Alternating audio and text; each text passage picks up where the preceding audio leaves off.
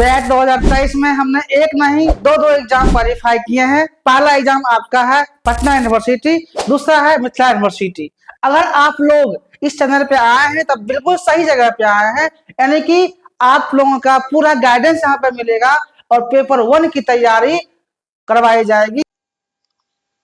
जो भी इस बार मिथिला यूनिवर्सिटी, पाटलिपुत्र यूनिवर्सिटी का एग्जाम दे रहे हैं या मगध यूनिवर्सिटी का, उनके लिए बहुत इंपॉर्टेंट एमसीक्यू है जो कि मॉक टेस्ट की तरह लाए हैं। चलिए, जो लोग एग्जाम दे रहे हैं वो देखिए, उनके लिए बहुत ही इंपॉर्टेंट एमसीक्यू है। यह हम 50 एमसीक्यू डिस्कस करेंगे एक्सप्लेन के साथ। चलिए 1 नंबर क्वेश्चंस डिस्कस करते हैं। क्या है? Which of the following is the most student centred teaching. यहाँ पे कह रहा है कि which of the following is the most student centered teaching method, यानी कि इसमें से स्टूडेंट सेंटर्ड टीचिंग मेथड कौन सा है, निम्नलिखित में से कौन सा शिक्षण विधि सबसे अधिक छात्र केंद्रित है। यानी कि छात्र केंद्रित जो विधि है उसको आपको बताना है। लेक्चर मेथड क्या होता है? टीचर्स लेक्चर देते हैं, बच्चे पैसिव होते हैं वहां पे, तो ये होगा नहीं। डिस्कशन मेथड जो स्टूडेंट सेंटर्ड होता है, एक्चुअली वो क्या होता है आपका डिस्कशन मेथड होता है। आपस में डिस्कस करके उस पॉइंट को समझ लिया जाता है, ये आपका डिस्कशन मेथड होता है जो स्टूडेंट सेंटर्ड होता है। ठीक, डिक्टेशन मेथड्स नहीं होता है। मेमोराइजेशन क्या होता है? जो रूट लर्निंग का पार्ट होता है। यानी कि इसका एक्सप्लेन क्या है? The discussion method encourage active participation. क्या होता है डिस्कशन मेथड में? स्टूडेंट एक्टिव पार्टिसिपेट करते हैं, हर एक पॉइंट को डिस्कस किया जाता है, एक दूसरे से पॉइंट को समझा जाता है, उसमें एक्टिव होते हैं। जैसे कि वहाँ पर क्या होता है आपका क्रिटिकल थिंकिंग निकल के आता है। And engagement from the student. Student क्या होता है कि उसमें एंगेज रहता है, पॉइंट में क्वेश्चंस में एंगेज रहता है, वही आपका स्टूडेंट सेंटर्ड होता है। Making it more student centres. ठीक है। इन कंट्रास्ट लेक्चर मेथड क्या होता है? और लेक्चर में टीचर सिर्फ लेक्चर देते हैं, स्टूडेंट उस लेक्चर को सुनते हैं। एंड डिक्टेशन मेथड जो होता है आर टीचर से वो टीचर सेंटर्ड ही होता है, और जबकि where students passively receive information. Student सिर्फ पैसिवली क्या करते हैं? टीचर्स के बातों को रिसीव करते हैं। यानी कि चर्चा विधि, हिंदी माध्यम से चर्चा विधि छात्रों की सक्रिय भागीदारी, आलोचनात्मक सोच और जुड़ाव को प्रोत्साहित करती है। ठीक है, जिससे यह अधिक छात्र केंद्रित बनती है। यानी कि जो भागीदारी है, सक्रिय भागीदारी होती है, आलोचनात्मक और आलोचनात्मक पॉइंट में किसमें होता है? आपका स्टूडेंट सेंटर्ड में होता है। जबकि व्याख्यान में जो होता है लेक्चर मेथड में श्रुति लेख विधियां शिक्षक केंद्रित होती है, जहां छात्र केवल जानकारी प्राप्त करते हैं। यानी कि छात्र क्या होते हैं? केवल यहाँ पर पेसिव मोड में होते हैं। ठीक, अब क्वेश्चन नंबर 2 है। 2 क्या है? Which type of teaching focus on presenting facts and concept। यानी कि इसमें से कह रहा है कि ऐसा कौन सा टीचिंग मेथड्स है जिसमें प्रेजेंटिंग फैक्ट्स और कंसेप्ट को बताया जा रहा है बिना स्टूडेंट इंटरेक्शन का। यानी कि स्टूडेंट का इंटरेक्शन नहीं है, उसके बाद भी वहां पर फैक्ट और कंसेप्ट को बताया जा रहा है, ये कौन सा मेथड है? यानी कि किस प्रकार का शिक्षण है जिसमें अवधारणाओं के बिना भी सहभागिता प्रस्तुत करने पर केंद्रित होता है। ये आपका हो जाता है ऑटोक्रेटिक टीचिंग। क्या हो जाता है? ऑटोक्रेटिक टीचिंग, जिसमें बिना स्टूडेंट के भी टीचिंग को मतलब कि उसको इंटरेक्टिव बनाया जाता है, जिसे बोलते हैं निरंकुश शिक्षण। डेमोक्रेटिक में स्टूडेंट का होना जरूरी है। कंट्रविस्ट में क्या होता है? एक्टिव लर्निंग होता है। हेरिस्टिक मतलब खोज के पढ़ना, हेरिस्टिक होता है। ठीक, तो इसका एक्सप्लेनेशन क्या है आपका? तो ऑटोक्रेटिक टीचिंग जो होता है वन वे होता है, एक way communication, one way communication होता है आपका ऑटोक्रेटिक टीचिंग्स अप्रोच वे, जहां teacher control the learning process. वहां पर पूरे जो होता है टीचर ही कंट्रोल करते हैं लर्निंग प्रोसेस को। Student act as passive. Student क्या होते हैं? निष्क्रिय होते हैं, पैसिव होते हैं, बस नॉलेज को रिसीव करते हैं। क्या करते हैं? नॉलेज को रिसीव करते हैं। इट लैक स्टूडेंट, यहाँ पर स्टूडेंट का एंगेजमेंट नहीं होता है, क्योंकि क्या है टीचर पढ़ाते हैं, स्टूडेंट सिर्फ नॉलेज को गेन करते हैं पैसिव मूड में। यानी कि निरंकुश शिक्षण एक तरफा संचार विधि का अनुसरण करता है, जहां शिक्षक पूरे शिक्षण प्रक्रिया को नियंत्रित करता है। टीचर ही पूरे शिक्षण प्रक्रिया को नियंत्रित करता है कि क्या पढ़ाना है। बच्चे क्या होते हैं? सिर्फ निष्क्रिय रूप से ज्ञान प्राप्त करते हैं, इसमें छात्र सहभागिता नहीं होती है, वो ऑटोक्रेटिक टीचिंग का पार्ट हुआ आपका। ठीक, अब आते हैं क्वेश्चन नंबर थर्ड। थर्ड क्या है? which level of teaching is considered the most reflective and advanced, यानी कि इसमें ऐसा कौन सा टीचिंग मेथड है जो मोस्ट रिफ्लेक्टिव है और एडवांस मेथड में है, यानी कि सबसे चिंतनशील और उन्नत माना जाता है कौन सा टीचिंग मेथड। तो मेमोरी लेवल क्या होता है? रूट लर्निंग होता है, सिर्फ बच्चा उस समय रटता है पॉइंट को, तो मेमोरी लेवल होगा नहीं। अंडरस्टैंडिंग लेवल क्या होता है? मतलब कि जब आप 10th+2 में जाते हैं तो वहाँ पर धीरे-धीरे मैच्योरिटी आ जाता है, अंडरस्टैंडिंग बातें को समझ में आना शुरू हो जाता है, तो आपका अंडरस्टैंडिंग लेवल हो गया। रिफ्लेक्टिव लेवल जो होता है, जैसे कि बीएससी, एमएससी रिसर्च के सेक्टर में जाते हैं तो रिफ्लेक्टिव यानी कि एडल्ट लर्नर्स का इसको पार्ट बोल सकते हैं। वहाँ पर क्या होता है? डेवलप होता है, मतलब मोस्ट रिफ्लेक्टिव एडवांस सोचने की क्षमता डेवलप होता है, यानी कि आप वहाँ सोच सकते हैं, चिंतनशील स्तर पे होता है, वही आपका रिफ्लेक्टिव टीचिंग का पार्ट होता है। ठीक, रिफ्लेक्टिव लेवल क्या होता है? स्टूडेंट एनालाइज करता है, evaluate and generate new idea, नया नया आइडिया क्रिएट होता है। और प्रीवियस कब कैसे होगा? जो उसने पहले पढ़ रखा है, प्रीवियस नॉलेज के आधार पर उससे नया आइडिया जनरेट होता है, यानी कि fosters deep understanding and critical thinking develop होता है। चिंतनशील स्तर पर, जो चिंतनशील स्तर है, छात्र पूर्व ज्ञान के आधार पर, जो छात्र ने पहले पढ़ा है उसके आधार पर विश्लेषण करता है, मूल्यांकन और नए विचार उत्पन्न करते हैं। पहले सोचेंगे, फिर विश्लेषण करेंगे, फिर मूल्यांकन करेंगे, उसके बाद एक नया विचार उत्पन्न करते हैं। यह गहन समझ और आलोचनात्मक सोच को बढ़ावा देता है, यानी कि इसमें क्या होगा? ज्यादा समझदारी आएगा, जिससे जो सोच है वो सोच आगे बढ़ेगा, डेवलप होगा। ठीक, अब क्वेश्चन नंबर फोर्थ में आते हैं। फोर्थ क्या है? What is the primary goal of formative assessment in teaching, यानी कि फॉर्मेटिव असेसमेंट टीचिंग का प्राइमरी गोल क्या है? शिक्षण में प्रारूपिक मूल्यांकन फॉर्मेटिव असेसमेंट का मुख्य उद्देश्य क्या है? जो टीचिंग है उसमें प्राइमरी गोल फॉर्मेटिव असेसमेंट का क्या होता है? तो रैंक, स्टूडेंट को रैंक पाना, ये प्राइमरी गोल नहीं होता है। To improve learning during process, यानी कि जो लर्निंग में इम्प्रूव होता है, यही फॉर्मेटिव असेसमेंट का मेन गोल होता है, यानी कि शिक्षण प्रक्रिया के दौरान सीखने में सुधार करना, सीखने में जो सुधार करना होता है, यही आपका प्राइमरी गोल होता है। टू क्लैरिफाई स्टूडेंट नॉलेज, ये नहीं होगा। कंपेयर द स्टूडेंट परफॉर्मेंस, जी नहीं, यानी कि इम्प्रूव लर्निंग प्रोसेस, वही फॉर्मेटिव असेसमेंट का मेन रोल होता है, यानी कि formative assessment is ongoing helps student modify there teaching strategy, को मॉडिफाई करना बेस्ड ऑन स्टूडेंट्स नीड्स, जो स्टूडेंट की जरूरत होती है।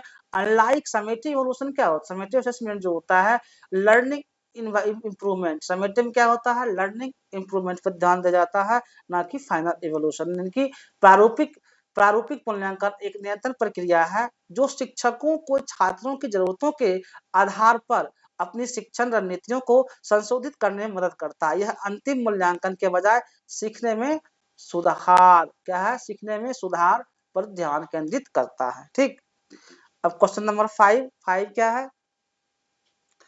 Which of the following is not a characteristic of effective teaching, यानी कि इसमें कौन सा प्रभावी शिक्षण का विशेषता नहीं है?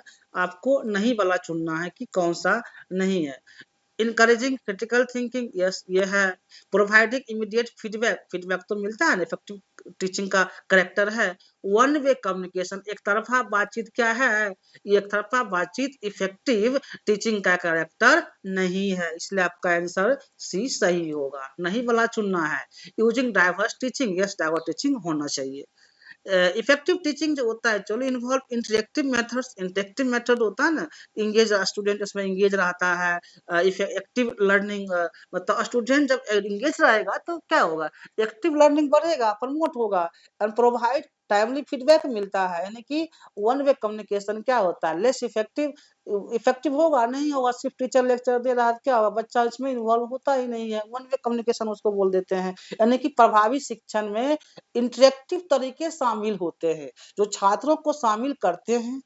इंटरेक्टिव देखिए क्या, इसमें छात्र भी शामिल होते हैं और सक्रिय भूमिका निभाते हैं। सक्रिय भूमिका निभाते हैं, छात्र को क्वेश्चन पूछा जाता है, जवाब देते हैं, समय पर प्रतिक्रिया प्रदान करते हैं। एक तरफा जो होता है संचार शिक्षण को कम प्रभावी बनाता है, एक तरफा में क्या होगा, वो कम प्रभावी बनाएगा। क्वेश्चन नंबर 6 क्या है, which philosophers introduce the concept of learning by doing, यानी कि जो लर्निंग बाय डूइंग है ये कौन फिलोसफर दिए थे, किस दार्शनिक ने करके सीखने, क्या है करके, पहले करो फिर सीखो, लर्निंग बाय डूइंग किसने बताए थे, लर्निंग बाय जॉन डीवे, कौन बताए थे आपके, जॉन डीवे जो है पहले करो फिर सीखो, ये लर्निंग दिए थे जॉन डिवो, यानी कि John डेवे emphasize experimental learning where a student learn through the practical experience। अगर स्टूडेंट क्या है कोई चीज को प्रैक्टिकल करके सीखेगा तो ज्यादा दिन तक याद रहता है। जैसे कि आप मान लीजिए कोई टॉपिक पढ़ रहे हैं, सपोज दैट एक्शन रिसर्च पढ़ रहे हैं, तो अगर वहाँ प्रैक्टिकल करके करेंगे कि हाँ टीचर इसको इमीडिएट प्रॉब्लम सॉल्व करता है, टीचर पढ़ा रहते हैं क्लासरूम में और स्टूडेंट बैठा हुआ, अगर उस समय प्रैक्टिकल एक्सपीरियंस के थ्रू करते हैं क्या होगा, वो ज्यादा दिन तक याद रहता है, एक्टिव पार्टिसिपेशन भी हो गया, rather than just passive learning से अलग हो गया। यानी कि जॉन डेवे ने अनुभवात्मक शिक्षण पर जोर दिया, जहां छात्र केवल निष्क्रिय रूप से सुनने के बजाय व्यवहारिक अनुभवों और सक्रिय भागीदारी से ज्यादा सीखते हैं, उन्होंने ये बात बताए। अब आता है क्वेश्चन नंबर 7 क्या है, which teaching strategy is best for catering to students with different learning style, यानी कि जो टीचिंग स्ट्रेटजी है, देखिए बच्चे को किस प्रकार समझ आए, इस लर्निंग को आपको इम्प्रूवमेंट करना होता है टीचर को ही। तो catering students with different learning styles, छात्रों की विभिन्न अधिगम शैलियों जैसे लर्निंग स्टाइल्स को पूरा करने के लिए कौन सी शिक्षण रणनीति सबसे उपयुक्त है, वो बताइए आप छात्र के अकॉर्डिंग। तो रूट लर्निंग सिर्फ रट्टाफिकेशन होता है, ये नहीं होगा। मल्टी सेंसरी अप्रोच, यानी कि एक से ज्यादा अप्रोच, बच्चे को जैसे समझ में आए आप उस तरीके को डिफरेंट लर्निंग स्टाइल अपना करके बच्चे को समझाने की कोशिश करें, यही आपका एक स्ट्रेटजी होता है अच्छा टीचिंग का, यानी कि catering for teachings. Okay, only verbal सिर्फ बोल करके नहीं होता है, ये तो होना ही नहीं है। यानी कि क्या है, मल्टी सेंसरी अप्रोच जो होता है आपका इंटीग्रेट्स विजुअल हर तरीका से auditory and kinesthetic elements, making the learning more effective for different types, अलग अलग टाइप से होते हैं। जैसे लर्नर्स बहु इंद्रिय दृष्टिकोण जो होता है दृश्य श्रव्य स्पर्शात्मक तत्वों को जोड़ता है, जिससे विभिन्न प्रकार के छात्रों के लिए शिक्षण अधिक प्रभावी होता है। यानी कि अलग अलग एक्टिविटीज करके कराया जाए तो शिक्षण क्या होगा, अधिक प्रभावी होगा, बच्चों उसको ज्यादा दिन तक याद रख सकता है खुद करके, बच्चे को करवा के। 8 नंबर क्वेश्चन क्या है, what is the main principle of contribute teaching, यानी कि जो कंट्रीब्यूट टीचिंग है इसका मेन प्रिंसिपल क्या है, मेन प्रिंसिपल क्या है, मुख्य सिद्धांत क्या है, वो यहाँ पे पूछ रहा है। तो student construct knowledge through the experience, यानी कि जो स्टूडेंट नॉलेज के थ्रू एक्सपीरियंस ले रहा है वही आपका कंट्रीब्यूट होता है, यानी कि अनुभव के आधार पर नॉलेज लेना कंट्रीब्यूट होता है, या छात्र अनुभव के आधार पर करते हैं। ठीक है, learning based memorisation already discuss किया हुआ है, टीचर्स नॉलेज ऑलरेडी डिस्कस है, स्टैंडर्ड तो होगा नहीं। यानी कि कंट्रीब्यूशन जो होता है state that the learning is an active process, learning क्या है इसमें एक्टिव प्रोसेस है, जहां पर स्टूडेंट का नॉलेज आगे बढ़ता बिल्ड होता है बेस्ड ऑन द उसका जो पहले का एक्सपीरियंस है, prior experience and social interactions. यानी कि रचनावाद यह मानता है कि सीखना एक सक्रिय प्रक्रिया है, क्या सीखना एक सक्रिय प्रक्रिया एक्टिव प्रक्रिया है, जहां छात्र पूर्व अनुभवों और सामाजिक अंतःक्रियाओं के आधार पर ज्ञान का निर्माण करते हैं। ठीक, अब आते हैं क्वेश्चन नंबर 9 क्या है, which is example of inductive teaching, यानी कि इंडक्टिव टीचिंग का इसमें आपसे एग्जाम्पल पूछा जा रहा है कि इंडक्टिव टीचिंग का एग्जाम्पल क्या होगा। Teacher provide rules first then examples, जी नहीं, ये इंडक्टिव टीचिंग नहीं होता है कि टीचर्स रूल प्रोवाइड कर दे एग्जाम्पल दे दिया एकदम। Student discover the patterns and derive rules, inductive teaching जो होता है छात्र पहले पैटर्न खोजते हैं और नियम बनाते हैं, यही आपका सही ऑप्शन होगा।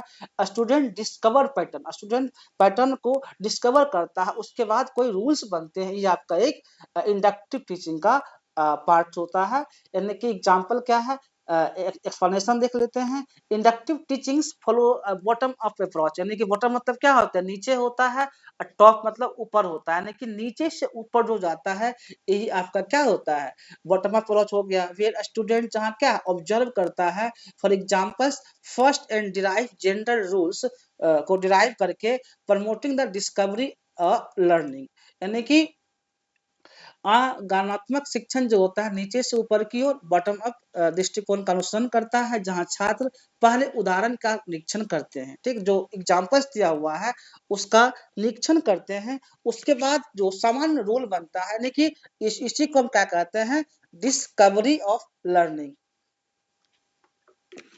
डिस्कवरी ऑफ लर्निंग कहते हैं, यानी कि खोज करके उस चीज को बढ़ावा मिलता है, इससे क्या होता है, नया एक्टिविटीज डेवलप होता है स्टूडेंट के बीच में, ठीक। अब क्वेश्चन नंबर 10 आते हैं। 10 क्या है, which factor influences effective classroom management the most, यानी कि ऐसा कौन सा फैक्टर है जो क्लासरूम मैनेजमेंट को इफेक्टिव बनाता है, ठीक है, कौन सा कक्षा है जो क्लासरूम मैनेजमेंट सबसे अधिक प्रभावित करता है, वो आप बताइए, ठीक है। तो इसमें जो है strict discipline with no flexibility, एकदम कठोर अनुशासन करके रखेंगे तो बच्चा इफेक्टिव होगा, कभी नहीं होगा। इंगेजिंग एंड इंटरेक्टिव टीचिंग, यानी कि इंगेजिंग टीचिंग को क्या करता है, इंगेज करके रखना, कोई कोई काम मतलब कि एक्सपेरिमेंट करवा के रखना, यानी कि रोचक और संवादात्मक शिक्षण। इंगेजिंग मतलब स्टूडेंट को इंगेज करके पढ़ाना, लैब वर्क जैसा कुछ कुछ मतलब एक्टिविटीज करा के करवाना, वही आपका एक इफेक्टिव मैनेजमेंट क्लासरूम टीचिंग होता है। ओवरलोडिंग स्टूडेंट को दे देंगे तो भाग ही जाएगा, इग्नोरिंग स्टूडेंट को, इग्नोर तो खाली क्वेश्चन बनाने दे देंगे तो स्टूडेंट बोर हो जाता है। तो जो इफेक्टिव क्लासरूम मैनेजमेंट आपका होता है उसमें इंगेजिंग किया जाता है, इंटरेक्टिव टीचिंग को डिफरेंट डिफरेंट मेथड से बच्चों को पढ़ा के समझाया जाता है, ठीक। A well manage classroom promote the active engagement, अगर आप क्लासरूम को मैनेज करते हो तो वो एक्टिव एंगेजमेंट होता है। म्यूचुअल रेस्पेक्ट, आपस में स्टूडेंट को मतलब कि बातें करना, उसको एंगेजमेंट करके रखना, एक्टिविटीज करवा के पढ़ाना, पॉजिटिव लर्निंग इन्वायरमेंट होता है। रिड्यूसिंग बिहेवियर इशू, यानी कि अच्छी तरह से प्रबंधित सक्रिय सहभागिता, परस्पर सम्मान और सकारात्मक शिक्षण वातावरण को बढ़ावा देती है, जिससे अनुशासन संबंधी समस्याएं कम होती हैं। अब आता है क्वेश्चन नंबर 11। 11 क्या है, which of the following research methods is most suitable for the studying cause and effect. देखिए कॉज और इफेक्ट जहां भी आए आप सीधा एक्सपेरिमेंटल रिसर्च को हिट करिएगा, जो आपका ऑप्शन सही है। Cause and effect experimental research होता है।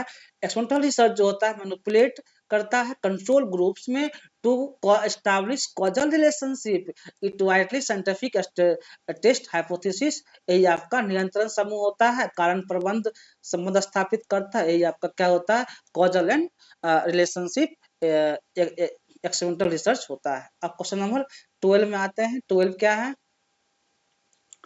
What is the primary characteristic of qualitative research, यानी कि क्वालिटेटिव रिसर्च का प्राइमरी कैरेक्टर क्या है, क्वालिटेटिव रिसर्च का मुख्य विशेषता क्या है, वो आपसे यहाँ पर पूछा जा रहा है। तो इसका जो है प्राइमरी विशेषता यूजेज न्यूमेरिकल डाटा, क्या क्वालिटेटिव का न्यूमेरिकल डाटा नहीं होता है, किसका होता है, क्वांटिटेटिव का होता है, आप याद रखिएगा। Focus on depth, in depth understanding, यानी कि पूरे इन डेप्थ अंडरस्टैंडिंग स्टडी करना है, तो किसमें होता है, ये क्वालिटेटिव का पार्ट होता है। लार्ज सैंपल साइज, जी नहीं, ये नहीं होता है, यानी कि focus on in depth study understanding जो होता है वो आपका क्वालिटेटिव रिसर्च का पॉइंट होता है, ठीक। Qualitative research and understand the human experiences, behaviors, social phenomenon. This is the part of the qualitative research. Then through the non-numerical data such as the interviews होता है, observations and case studies, part of the qualitative research. यानी कि मानव अनुभवों क्या है, गुणात्मक सोच जो होता है, मानव अनुभवों, व्यवहारों, सामाजिक घटनाओं को समझना होता है। यानी कि गैर संख्यात्मक डेटा जैसे साक्षात्कार, अवलोकन, केस स्टडीज का उपयोग किया जाता है। ठीक, क्वेश्चन नंबर 13 में आते हैं। 13 क्या है, Which of the following sampling method ensure every member, जो सैम्पलिंग मेथड होता है ना, ensure every members of the populations has an equal chance of selection। देखिए जब हम सैम्पलिंग लेते हैं तो क्या होता है कि हो सकता है ज्यादा कम, अगर हम बल्क कम कलेक्शन कर रहे हैं तो कम ज्यादा होता है। लेकिन निम्नलिखित में से कौन सी सैम्पलिंग विधि यह सुनिश्चित करती है कि जनसंख्या के प्रत्येक सदस्य को चयन का समान अवसर मिले? ऐसा कौन सा सैम्पलिंग है? परपोसिव सैम्पलिंग नहीं होता है, सोनोवाल नहीं होता है, ऐसा सिंपल रैंडम सैम्पलिंग जब उठाते हैं तो इसमें चांस बनता है कि सबका चयन समान रूप से हो। ठीक है, इस सैम्पलिंग में होता है। यानी कि simple random sampling follow the random selection, वहां पर रैंडम सिलेक्शन फॉलो होता है। Ensure the unbiased representations of the populations, each member has an equal probability of being chosen. यानी कि इसमें क्या होता है सिंपल रैंडम सैम्पलिंग में कि जो प्रोबेबिलिटी होता है इक्वल चांसेस होता है चुनने का। ठीक है, यानी कि इसका यादृच्छिक चयन जो होता है रैंडम सिलेक्शन का अनुसरण करता है, जिससे जनसंख्या निष्पक्ष क्या है, जनसंख्या निष्पक्ष सुनिश्चित करता है, प्रत्येक सदस्य के चयन का संभावना होती है। क्वेश्चन नंबर 14 क्या है, which research design is most appropriate for studying trend over time. यानी कि इसमें कौन सा रिसर्च डिजाइन है जो कि एक से ज्यादा बार ओवर टाइम स्टडी किया जाता है, यानी कि रुझानों समय के साथ रुझानों ट्रेंड्स का अध्ययन करने के लिए कौन सा शोध डिजाइन सबसे ज्यादा उपयुक्त है वो बताना है।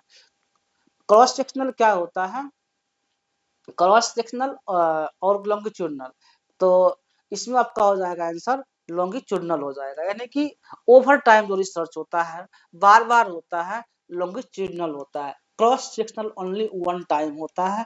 Case study x for facto ये अलग पॉइंट है। यानी कि लॉन्गिट्यूडनल स्टडी क्या होता है, हाँ देख लिया जाए, कलेक्ट डाटा को कलेक्ट किया जाता है, the same subjects over N extended period को बार बार एक्सटेंड करके अगर किया जाता है तो आपका लॉन्गिट्यूडनल स्टडी होता है। Making it ideal for analysing trends, development and changes over time, यानी कि समय के अनुसार जो चेंज होता है वो आपका लॉन्गिट्यूडनल होता है। अनुप्रस्थ अध्ययन एक ही विषय से विस्तारित समय में डेटा एकत्रित करता है, जिससे प्रवृत्तियों ट्रेंड्स विकास के साथ होने वाले परिवर्तन के अध्ययन के लिए आदर्श बनता है। यही आपका क्या होता है, लॉन्गिट्यूडनल स्टडी होता है।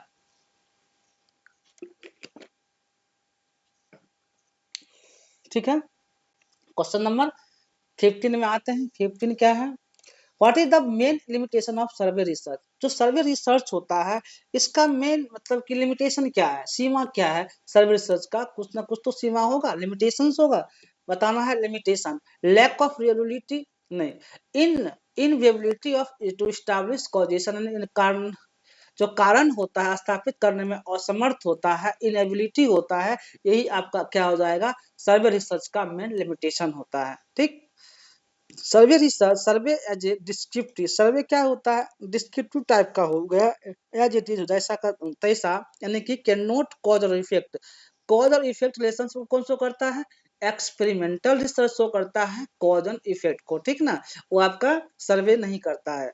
They can show association but not causation, वहां पर कोई कॉज नहीं होता है, सिर्फ जो लोग बताते हैं उसके आधार पे ही रिसर्च किया जाता है, वहां कोई कारण नहीं होता है। ठीक ना, यानी कि वर्णनात्मक कारण प्रभाव स्थापित नहीं कर सकते, यह एक सह संबंध एसोसिएशन दिखा सकते हैं लेकिन कारण नहीं।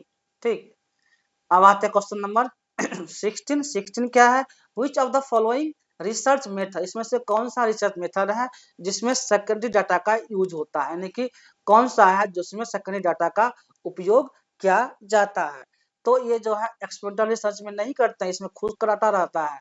कंटेंट एनालिसिस, जब कोई पॉइंट है उसको अगर हमको पढ़ना होता है, एनालिसिस करना होता है, तो उसमें सेकेंडरी डाटा का यूज किया जाता है, ग्राउंडेड थ्योरी नहीं होता है। और एक्शन रिसर्च क्या होता है, जो इमीडिएट प्रॉब्लम को सोल्व किया जाता है, वो इम्प्रूवमेंट के लिए एक्शन रिसर्च होता है। ठीक, यानी कि कंटेंट क्या है, content analysis examines existing text documents जो भी है और media to identify patterns, themes and trends, making making so secondary data. So सब डाटा क्या होता है, सेकेंडरी डाटा सोर्स से लिया जाता है। प्राइमरी क्या होता है, जो आप खुद से सेल्फ कलेक्टेड करते हो वो डाटा प्राइमरी होता है। ठीक, अलग अनदर सोर्स से जो होता है डाटा सेकेंडरी होता है, यानी कि सामग्री विश्लेषण मौजूदा पाठ, दस्तावेज या मीडिया की जांच करता है ताकि पैटर्न, थीम और प्रवृत्तियों की पहचान की जा सके, जिससे यह द्वितीयक डेटा स्रोतों का उपयोग करता है। ठीक,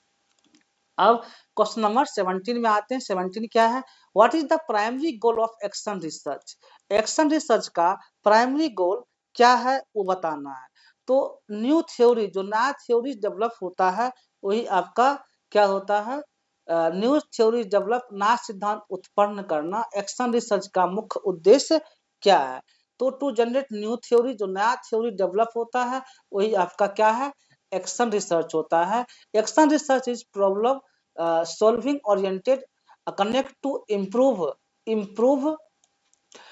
practice within a particular text, यानी कि such educations organizations को करता है, यानी कि क्रियात्मक सोच समस्या समाधान केंद्रित होता है। क्या होता है, समस्या समाधान केंद्रित होता है, जो किसी विशेष संदर्भ या प्रक्रियाओं को सुधार के लिए किया जाता है। यानी कि इसका ऑप्शन ए नहीं होकर के आपका ऑप्शन बी होगा, बी सही हो जाएगा। सॉल्व इमीडिएट प्रॉब्लम, इससे पहले ही बताए थे एक्शन रिसर्च क्या होता है, आपका इमीडिएट प्रॉब्लम जो सॉल्व किया जाता है, और इम्प्रूवमेंट के लिए होता है आपका वो एक्शन रिसर्च होता है। न्यू आइडिया जनरेट इसमें नहीं होता है, यानी कि immediate problem solve, option b right होगा।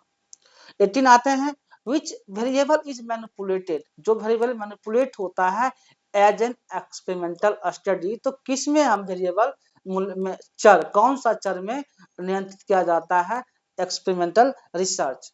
तो ये किस में होता है, डिपेंडेंट में नहीं होगा, इंडिपेंडेंट वेरिएबल में होता है, जहां पर एक्सपेरिमेंटल रिसर्च को मैनिपुलेट करके कंट्रोल किया जाता है। किसमें, इंडिपेंडेंट वेरिएबल हो सकता है, ऐसा क्वेश्चन एग्जाम में दे दे, तो इसलिए हम इस चीज को बार बार आप लोग को एक्सपेरिमेंटल रिसर्च हो गया, एक्शन रिसर्च हो गया, इससे क्वेश्चन आता ही है। ठीक है, तो यहाँ पर इंडिपेंडेंट वेरिएबल में जो होता है एक्सपेरिमेंटल रिसर्च को मैनिपुलेट किया जाता है। एक्सटेनियस बाहरी चर वहां पे नहीं होता है, कन्फाउंडिंग यानी कि अतिरिक्त कुछ भी नहीं होता है। एक्सपेरिमेंटल जो होता है इंडिपेंडेंट वेरिएबल में होता है। ये चीज पॉइंट, मेन पॉइंट है, आप लोग याद रखिएगा। इंडिपेंडेंट वेरिएबल कंट्रोल और manipulated by the researchers to observe. Research क्या करता है, कंट्रोल मैनिपुलेट करके उसको ऑब्जर्व करता है। इफेक्ट ऑन इंडिपेंडेंट वेरिएबल, ठीक ना, यानी कि स्वतंत्र चर इंडिपेंडेंट वेरिएबल को शोधकर्ता द्वारा नियंत्रित या हेरफेर किया जाता है। क्या किया जाता है, नियंत्रित या हेरफेर किया जाता है। ये पॉसिबल किस में है, ये पॉसिबल इंडिपेंडेंट वेरिएबल में है, लेकिन ये ताकि उस प्रभाव को डिपेंडेंट में देखा जा सके। ठीक, अब क्वेश्चन नंबर 19 है। 19 क्या है, which research method is best suited for studying a single unit in depth over a period of time। यानी कि जो इन डेप्थ स्टडी होता है, क्या है, इन डेप्थ स्टडी होता है, वो किस टाइप के रिसर्च में होता है, इन डेप्थ स्टडी। तो सर्वे ऑलरेडी डिस्कस किए हुए नहीं होगा, एक्सपेरिमेंटल बता चुके हैं, यानी कि जो इन डेप्थ स्टडी होता है वो आपका केस स्टडी होता है। जो केस स्टडी होता है उसमें इन डेप्थ स्टडी होता है। ठीक, case study is an in depth investigations single subject. क्या होता है यहाँ पर, सब्जेक्ट आपका सिंगल होता है, जैसे इंडिविजुअल हो गया, ग्रुप में हो गया, ऑर्गेनाइजेशंस हो गया, ये सब क्या होता है आपका रियल लाइफ कंटेक्स्ट हो गया। This is a part of the case study. Okay, यानी केस स्टडी जो होता है एकल विषय, व्यक्ति, समूह या संगठन का गहराई से अध्ययन करती है। क्या करती है? उसका गहराई से अध्ययन करती है ताकि वास्तविक जीवन के संदर्भ में पैटर्न, व्यवहार या घटनाओं का विश्लेषण किया जा सके। ठीक, अब क्वेश्चन नंबर 20 में आते हैं। इन विच टाइप ऑफ रिसर्च, इसमें कौन सा ऐसा रिसर्च है जो क्वालिटेटिव और क्वांटिटेटिव मेथड को कंबाइन करता है, यानी कि इसमें से कौन सा ऐसा रिसर्च है जो गुणात्मक और मात्रात्मक विधियों को जोड़ता है, वो आपको बताना है। तो मिक्स रिसर्च क्या होता है? जो मिक्स रिसर्च होता है आपका, ये क्वालिटेटिव और क्वांटिटेटिव दोनों को जोड़ता है। ठीक, ऑलरेडी तीनों ऑप्शन को हम डिस्कस कर चुके हैं, इससे पहले वाला हम इसलिए यहाँ पे नहीं करेंगे।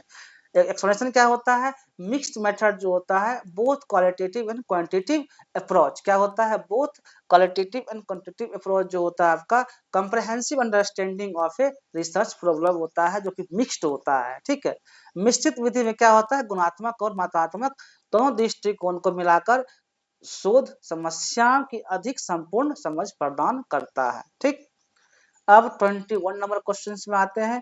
विच of the following is not a type of communication, यानी कि इसमें से कौन सा कम्युनिकेशन का टाइप नहीं है, वो बताना है। तो वर्बल क्या? वर्बल कम्युनिकेशन का टाइप है। नोट कर रहा है नहीं वाला बताइएगा।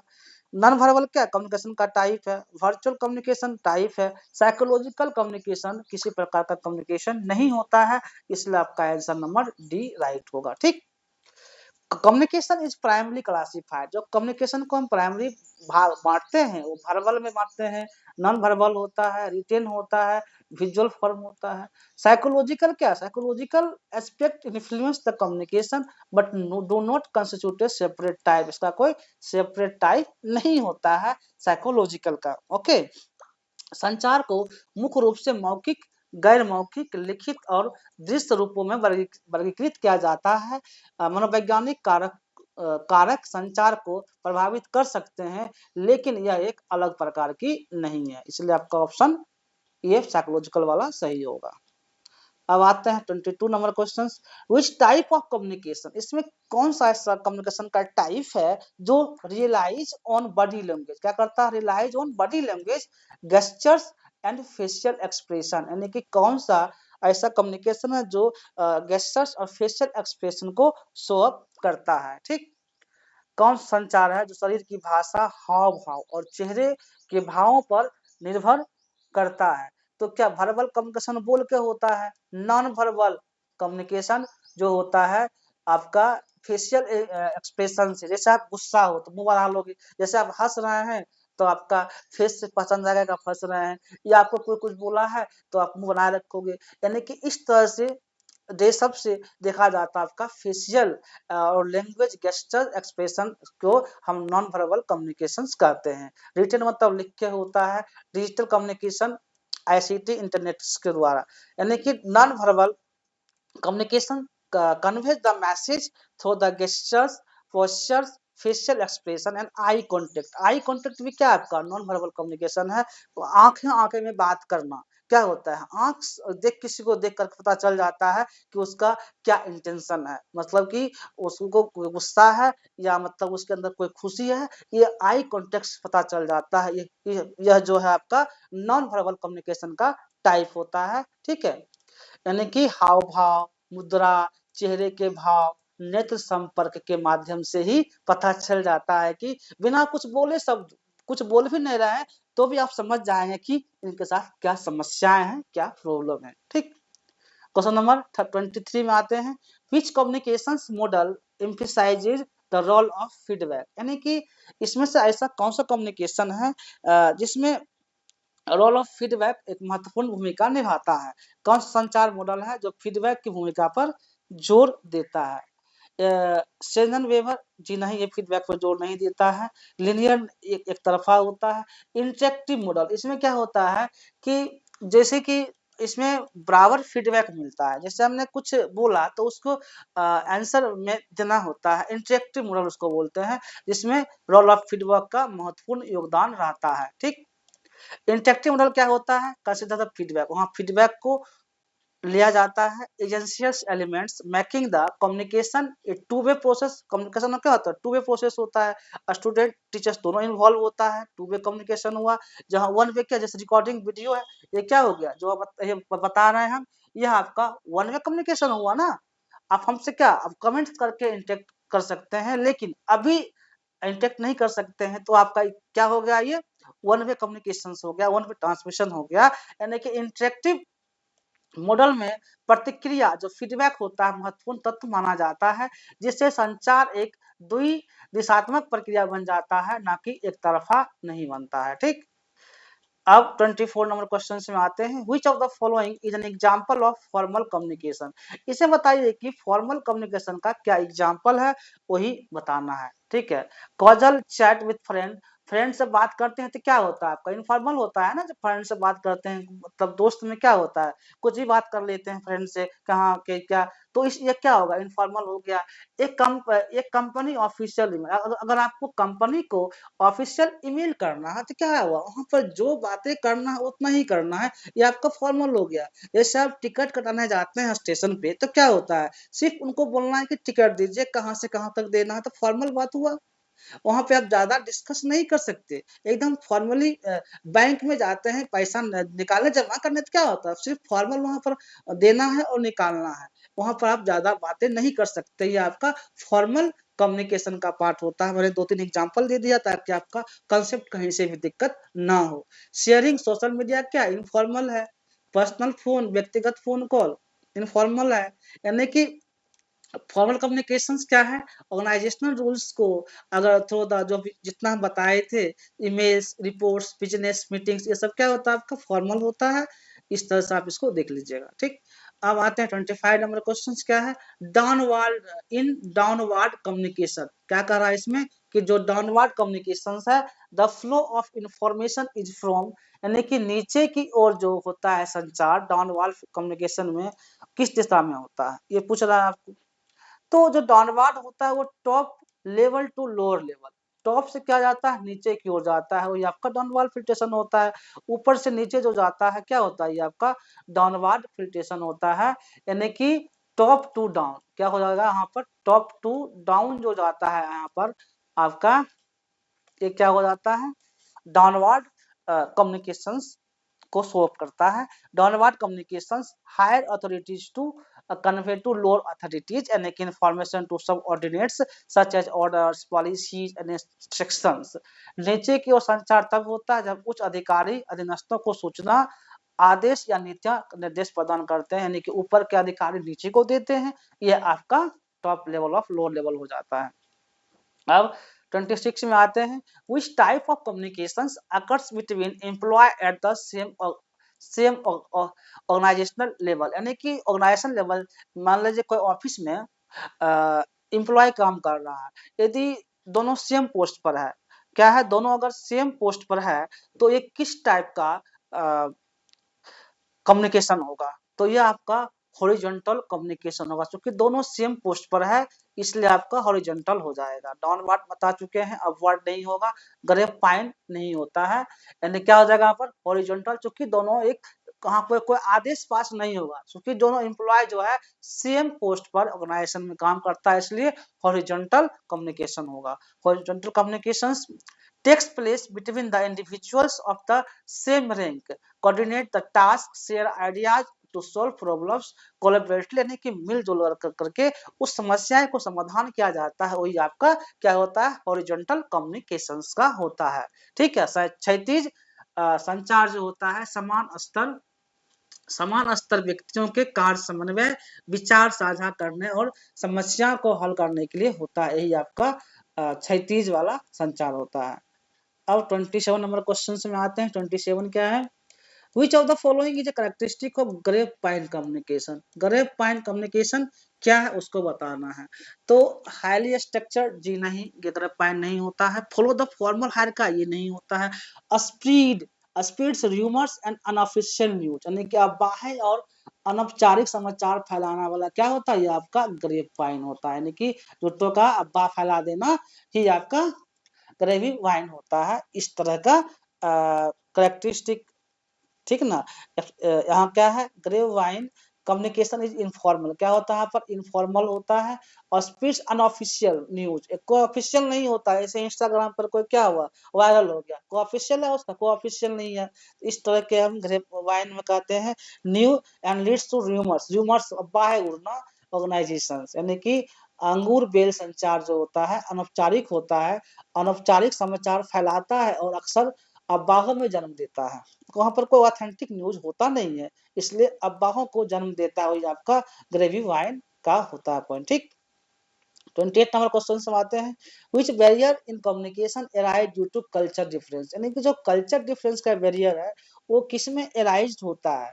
देखिए साइकोलॉजिकल साइको वाला होता है, फिजिकल फिजिकल, सेमेंटिक नहीं होता है, यानी कि कल्चरल बैरियर जो होता है आपका कल्चरल बैरियर को सॉल्व करता है। कल्चर जैसे कि लैंग्वेज, बिलीफ, कस्टम्स, वैल्यूज क्या है सेंडर रिसीवर के बीच, लीडिंग टू मिसअंडरस्टैंडिंग, बातचीत करना। संस्कृति बाधाएं तब उत्पन्न हो जब भाषा, विश्वास, रीति रिवाज, मूल्य अलग अलग होता है, तो क्या होता है, गलतफहमी हो जाता है, जिससे कल्चर बैरियर होता है, सांस्कृतिक बैरियर होता है।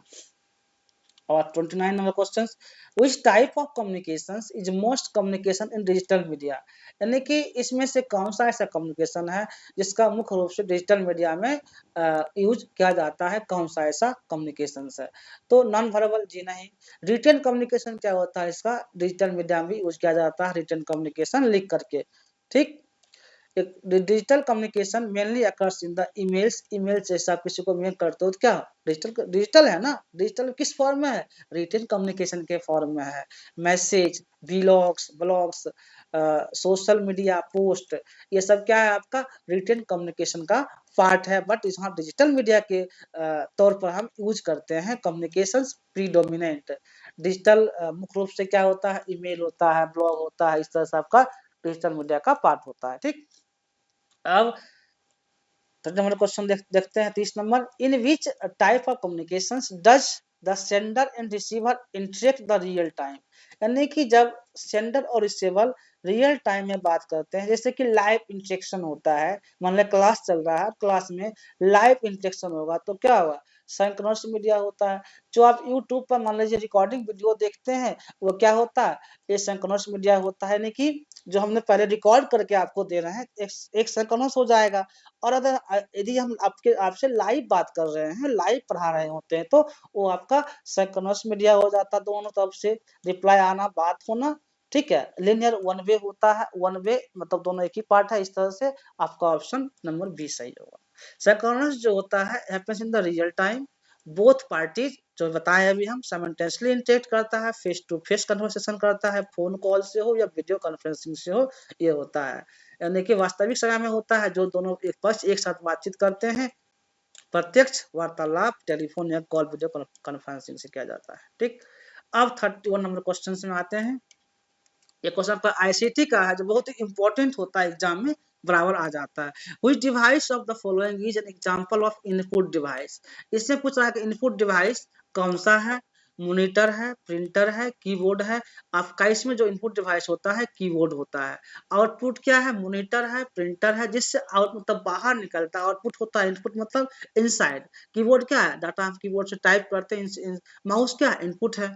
इस तरह से इनपुट डिवाइस जो होता है send data computer for processing, the keyboard is primary input device use to enter context the commands, वो आपका इनपुट डिवाइस होता है। ठीक, 32 नंबर क्वेश्चन है, which of the following is not an output device, यानी कि नॉट एन आउटपुट डिवाइस क्या बताना आपको, इसमें भी इनपुट डिवाइस। इनपुट डिवाइस कौन है, मॉनिटर क्या है, आउटपुट है, प्रिंटर क्या है, आउटपुट है, स्पीकर क्या है, आउटपुट है। यानी कि इनपुट डिवाइस आपका माउस क्या हो जाता है, माउस जिससे आप डाटा को फीड करते हैं वो आपका इनपुट डिवाइस होता है। एन आउटपुट डिवाइस डिस्प्लेस और delivers result from a computer, result from a computer. A mouse is an input device use to provide the input system, यानी कि माउस क्या है, एक तरह से आपका इनपुट डिवाइस है। ठीक, आते हैं question number 33, which memory is volatile and loses data when power is turn off, जैसे कि मेमोरी क्या होता है, वोलेटाइल होता है। वोलेटाइल मतलब क्या, राम भरोसे, राम भरोसे, यानी कि आप ऐसा ट्रिक बता रहे हैं, वोलेटाइल मतलब राम भरोसे, ऐसा जो सिस्टम बाद डाटा खत्म। सिस्टम बंद, डाटा खत्म। ये आपका क्या होता है, राम भरोसे होता है ना, यानी कि रेम हो जाएगा। अगर डाटा है तो चलेगा, नहीं तो खत्म। रोम क्या होता है, आपका रोम जो होता है परमानेंट मेमोरी होता है, ठीक ना। हार्ड डिस्क और फ्लैश मेमोरी अलग कहानी है। RAM is the random access memory, volatile memory होता है, meaning is the temporarily store data, यानी कि टेम्पोरली स्टोर होता है। अगर सिस्टम बंद तो डाटा खत्म। रैम एक वोलेटाइल मेमोरी होती है जो कंप्यूटर चालू रहने तक डाटा स्टोर रहती है, बिजली बंद डाटा खत्म, ठीक। अब आते हैं 34 नंबर क्वेश्चन में। Which memory is non volatile and permanently store data, यानी कि इसमें जो मेमोरी कौन सा है जो नॉन वोलाटाइल होता है लेकिन डाटा परमानेंटली स्टोर होता है। अभी जस्ट बताया है ऐसा, आपका रोम होता है, ठीक। रोम जो होता है नॉन वोलाटाइल होता है। मेन पॉइंट है, सब ध्यान दीजिएगा। रोम जो होता है read only memory, non volatile होता है जो परमानेंटली स्टोर होता है फाइल फर्मवेयर इस सब में। यानी कि सिस्टम बंद भी हो जाएगा, बिजली कट भी जाएगा तो भी डाटा खत्म नहीं होगा, डाटा समाप्त नहीं होगा, डाटा उसमें सेव हो जाता है। यही कहानी है आपकी। अब आते क्वेश्चन नंबर 35 क्या है, which of the following is an example of secondary storage. इसमें सेकेंडरी स्टोरेज क्या है, सेकेंडरी स्टोरेज पूछ रहा है। तो रैम रोम ऑलरेडी डिस्कस्ड है। हार्ड डिस्क जो होता है आपका सेकेंडरी स्टोरेज होता है। क्या होता है, हार्ड डिस्क सेकेंडरी स्टोरेज होता है, यानी कि long term data storage. Hard disk is the storage operating device होता है जो कि एप्लीकेशन और यूजर्स को सर्व करता है, यानी कि सेकेंडरी डाटा जो होता है आपका क्या होता है, हार्ड डिस्क होता है, ठीक ना। ये इस तरह से आप देख लीजिएगा। अब आते हैं 36 number question, which of the following is an example of cloud storage. Cloud storage क्या होता है, इसका एग्जांपल बताना है, क्या उदाहरण होता है आपका क्लाउड स्टोरेज का। तो गूगल ड्राइव, जो डाटा आपका गूगल ड्राइव पर सेव होता है वही आपका क्या हो जाता है, क्लाउड स्टोरेज। क्लाउड स्टोरेज जो डाटा गूगल ड्राइव पे सेव होते हैं वो क्लाउड स्टोरेज का होता है। हार्ड डिस्क नहीं है, फ्लैश नहीं है, रैम नहीं है। क्लाउड स्टोरेज क्या है भाई, तो allow the users to store data remote servers access via the internet. Google Drive is a well known cloud storage device. Google Drive क्या होता है, उसको हम क्लाउड स्टोरेज डिवाइस के नाम से भी जानते हैं। किसको, गूगल ड्राइव को, ठीक है। तो क्लाउड स्टोरेज डिवाइस उपयोगकर्ता के इंटरनेट के माध्यम से रिमोट सर्वर पर डेटा संग्रहित करने की अनुमति देता है, यानी कि गूगल ड्राइव इसका एक प्रसिद्ध उदाहरण है। समझ गए होंगे। अब क्वेश्चन नंबर 37 में आते हैं, which communications method use to send email. जो ईमेल सेंड किया जाता है कम्युनिकेशन मेथड में, उसमें किसका उपयोग, किस संचार का उपयोग किया जाता है ईमेल में। SMTP क्या कहा जाता है, SMTP simple mail transfer protocol, इसका फुल फॉर्म होता है। हाइपर टेक्स्ट जो होता है इसका ये वाला होगा, जो इसमें नहीं होगा, यानी कि simple mail transport protocol SMTP का जो होता है आपका यूज किया जाता है किसमें, मेल भेजने के लिए। Simple mail transport protocol is the standard protocol use for the sending emails over the internet, ठीक है। व्हिच ऑफ द क्या है 38 नंबर questions, Which of the following storage emails, जो ईमेल में स्टोर होता है ऑन द रेसिपिएंट सर्वर, यानी कि निम्नलिखित में से कौन सा प्राप्तकर्ता रेसिपिएंट जो होता है सर्वर में ईमेल संग्रहित करता है, ईमेल स्टोर होता है। जहां पर ईमेल स्टोर होता है तो वहां पर आपका HTTP नहीं होता है, IMAP क्या होता है, IMAP जिसमें स्टोर होता है, ईमेल क्या होता है, स्टोर होता है, ठीक ना। IMAP internet message access protocol क्या होता है, IMAP मतलब internet message access protocol allow users to access emails, वहां पर ईमेल्स को इसमें एक्सेस किया जाता है directly from the email servers without downloading them. IMAP को इस तरह से आप इसको देख लीजिएगा। चलिए क्वेश्चन नंबर 39 में आते हैं। 39 क्या है, Which component act as the brain of the computer? Brain of computer क्या होता है, आप सबको पता होगा CPU होता है ब्रेन ऑफ कंप्यूटर, ठीक है। CPU सेंट्रल प्रोसेसिंग यूनिट जो क्या है आपका, ये ब्रेन ऑफ कंप्यूटर है। इसके बिना कंप्यूटर का काम करना, जैसे वुमेन का ब्रेन होता है पूरे बॉडी को रेगुलेट करता है, उसी तरह से कंप्यूटर का जो करता है रेगुलेट वो CPU करता है, ठीक। अब नेक्स्ट क्वेश्चन क्वेश्चन नंबर 40 आते हैं। 40 क्या है, which type of memory is use to temporarily high speed. इसमें से कौन सा ऐसा मेमोरी है जो टेम्पोररी है लेकिन उसका स्पीड क्या होता है, हाई होता है। तो टेम्पोररी होते हुए भी अगर स्पीड हाई होता है तो आपका ये कैश मेमोरी होता है। कौन सा होता है, कैश मेमोरी का जो होता है हाई होता है। ठीक है, cache memory storage frequently use data temporarily but high speed. क्या है, टेम्पोरली है लेकिन स्पीड उसका क्या होता है, अस्थायी रूप से संग्रहित करती है ताकि वो तेजी से प्रोसेसिंग की गति दे सके। वो आपका कैश मेमोरी होता है, कैश मेमोरी। ठीक, अब क्वेश्चन नंबर 41 में आते हैं। What does CC stand for in email. जो सीसी होता है, सीसी का पूरा नाम क्या है, सीसी का नाम पूरा नाम क्या है, तो ये आपका हो जाएगा carbon copy. CC for the carbon copy को हम सीसी का फुल फॉर्म बोलते हैं। ठीक, CC for carbon copy allow the senders send a copy the email to multiple recipient को मेल भेजा जाता है। Who is the other email address को वहां पर देख सकते हैं।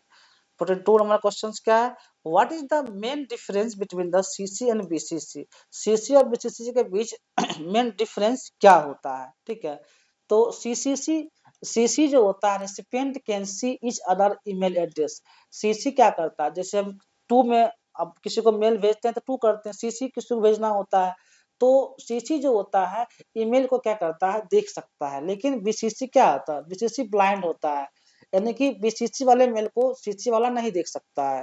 यानी कि आपको पूछा जाए तो बीसीसी क्या होता है, ब्लाइंड होता है, जो किसी को नहीं दिखता, सिर्फ जिसके पास मेल जाता है वही मेल को एक्सेस कर सकता है बीसीसी।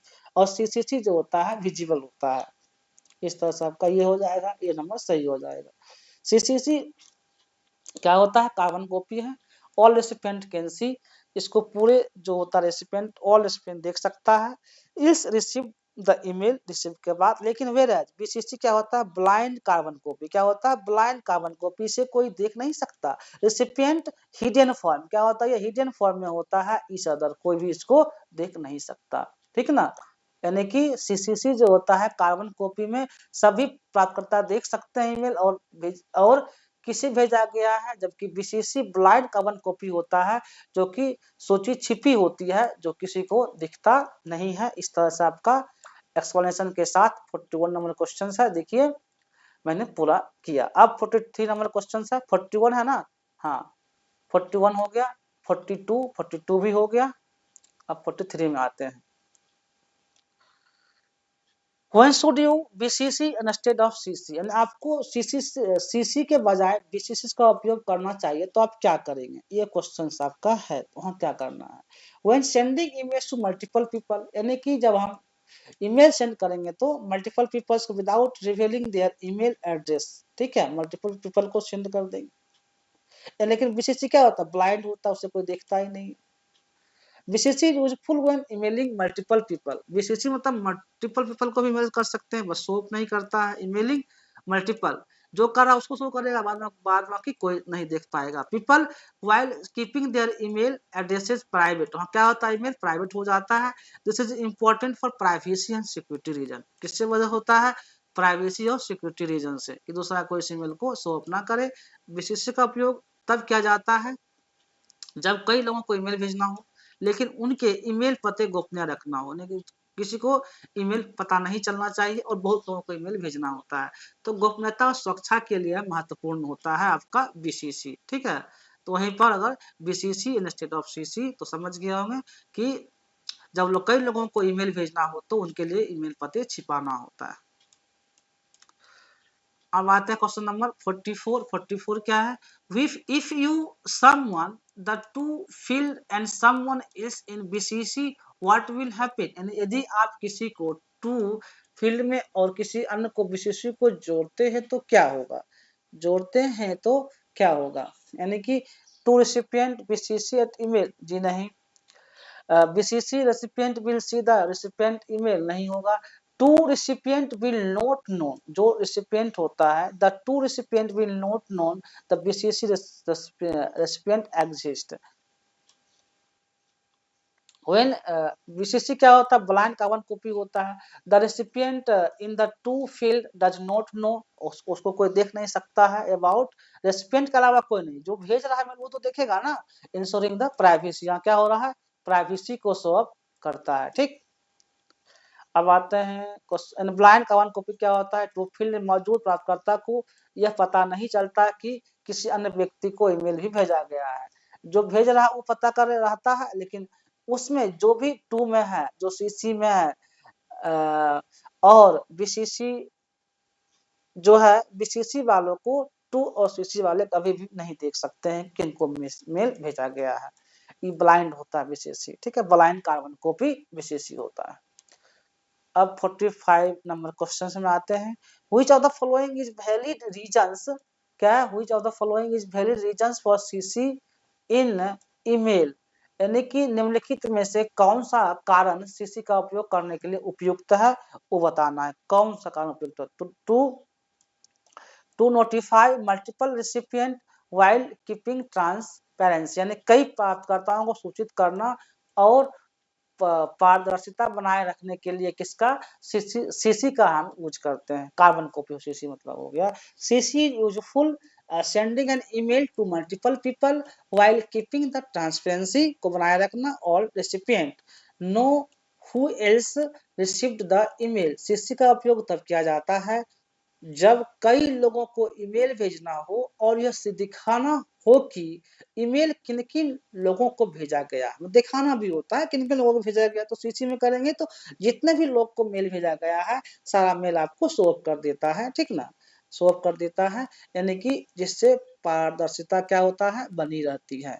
ठीक, अब आते हैं क्वेश्चन नंबर 46। 46 क्या है, which part of the Indian constitution deals with the fundamental right. जो फंडामेंटल राइट होता है, जीवन जीने का अधिकार, मौलिक अधिकार जो होता है, ये किससे संबंधित है, किस पार्ट से संबंधित है वो बताना है। तो पार्ट 3, भाग 3 जो होता है आपका फंडामेंटल राइट है। पार्ट 3 यानी कि इंडियन कॉन्स्टिट्यूशन आर्टिकल्स 12 to 35, 12 से 35 तक जो होता है ग्रांड फंडामेंटल राइट में आता है। ठीक है, 12 से 35 articles, citizens ensuring the equality, freedom, protections against the state actions, ये आपका फंडामेंटल राइट में आता है, राइट टू फंडामेंटल। ओके, भारतीय संविधान का भाग 3 अनुच्छेद 12 से 35 नागरिकों को मौलिक अधिकार प्रदान करता है, जिससे समानता, स्वतंत्रता, राज्य के विरुद्ध सुरक्षा सुनिश्चित होती है। ठीक, अब 47 में आते हैं।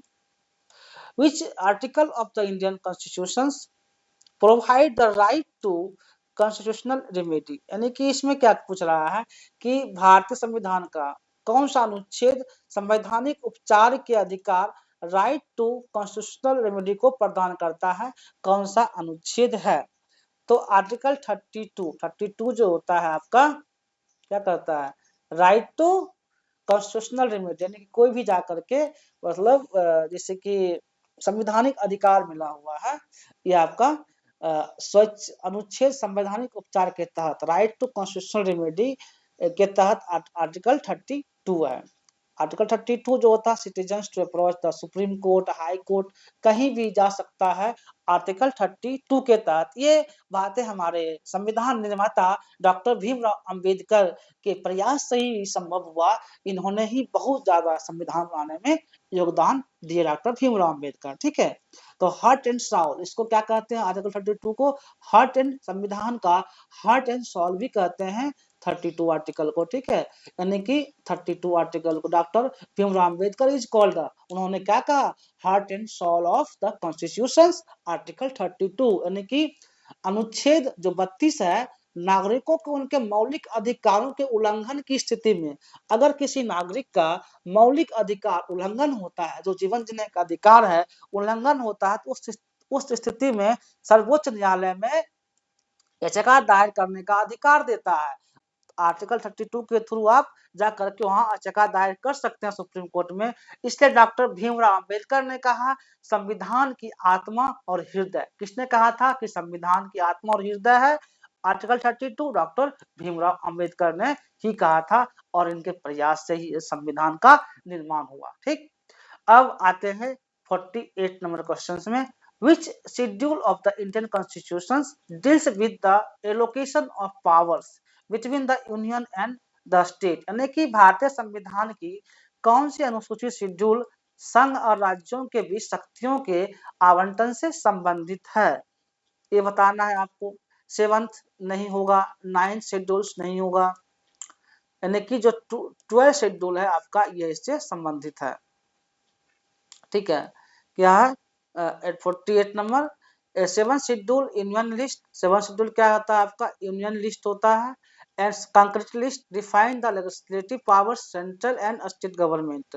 7वीं अनुसूची में संघ सूची, राष्ट्र सूची और सम्मति सूची शामिल है जो केंद्र राज्यों के विधायी शक्तियों को निर्धारित करती है। 12th नहीं बल्कि आपका क्या हो जाएगा 7 शेड्यूल हो जाएगा। क्या आंसर होगा 7 शेड्यूल में जो होता है आपका, इसमें क्या मिला होता है, इसका आंसर ए होगा। 48 का आंसर क्या आपका ए हो जाएगा, यानी कि 7th शेड्यूल में जो है सो संघ सूची, राज्य सूची, सम्मति सूची शामिल है जो केंद्र और राज्यों के विधायी शक्तियों को निर्धारित करती है, आपका ये 7वीं अनुसूची। ठीक, अब क्वेश्चन नंबर 49 में आते हैं। 49 क्या है, which of the following is not features of Indian Constitution।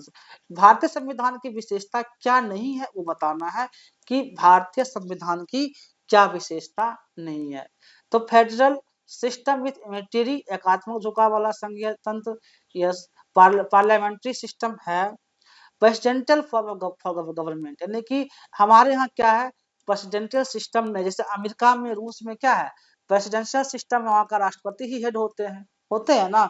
हमारे यहाँ हेड कौन होते हैं, भारत के जो प्राइम मिनिस्टर होते हैं वो हेड होते हैं।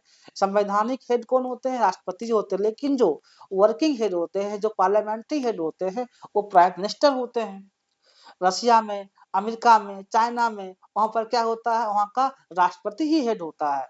यहाँ का इंडिपेंडेंट इस तरह से, यानी कि इंडिया फॉलो ए पार्लियामेंट्री सिस्टम। इंडिया पार्लियामेंट्री को सिस्टम को फॉलो करता है, जहां प्राइम मिनिस्टर जो होते हैं हेड ऑफ द गवर्नमेंट होते हैं, जबकि प्रेसिडेंट क्या होते हैं संवैधानिक हेड होते हैं, constitutional head with limited power. उनके पास पावर क्या होता है, लिमिटेड पावर में ही रहते हैं प्रेसिडेंट।